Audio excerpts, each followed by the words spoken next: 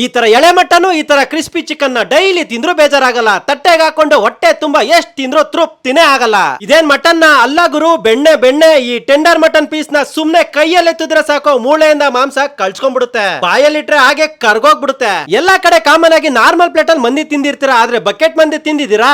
ಇದೇ first time ಎಣ್ಣೂರ್ cross ಹತ್ರ ಇರೋ ಗೈರೂಸ್ ಕಿಚನ್ ಅಲ್ಲಿ ಮಟನ್ ಮಂದಿ, ಆಲ್ಫಾಮ್ ಮಂದಿ, ಪೆರಿ ಪೆರಿ ಆಲ್ಫಾಮ್ ಮಂದಿ ಅಂತ 3 ತರ ಬಕೆಟ್ ಮಂದಿನ ಕೊಡ್ತಿದ್ದಾರೆ. ಇದ್ರಲ್ಲಿ 1 kg ಅಷ್ಟು ಪೀಸು, ಅನ್ಲಿಮಿಟೆಡ್ ರೈಸು, 4 ಜನಕ್ಕೆ ಎಷ್ಟೇ ತಿಂದ್ರು ತಿನ್ನೋಷ್ಟು ಅನ್ಲಿಮಿಟೆಡ್ ಮಂದಿ ರೈಸು. ಮಟನ್ ಅಂತೂ ನೈಸು ಜೊತೆಗೆ ಕಾಂಪ್ಲಿಮೆಂಟರಿ ಆಗಿ 1 litre juice, lime juice, mint lime juice, water melon juice ಅಂತ 3 ತರ ಜ್ಯೂಸ್ ನಲ್ಲಿ ಯಾವ್ದಾದ್ರು ಒಂದನ್ನ ನೀವೇ ಆಯ್ಕೆ ಮಾಡ್ಕೋಬಹುದು. ಇನ್ನು ಪ್ರೈಸ್ ವಿಚಾರಕ್ಕೆ ಬಂದ್ರೆ ಮಟನ್ ಮಂದಿನ 1590ಕ್ಕೆ, ಆಲ್ಫಾ ಮಂದಿನ 850ಕ್ಕೆ, ಪೆರಿ ಪೆರಿ ಆಲ್ಫಾ ಮಂದಿನ 900ಗೆ ಕೊಡ್ತಿದ್ದಾರೆ. ಕೊಡೋ ಕಾಸ್ಗೆ ಕ್ವಾಂಟಿಟಿ ಕ್ವಾಲಿಟಿ ಎರಡು ಸಕ್ಕತ್ತಾಗಿರುತ್ತೆ.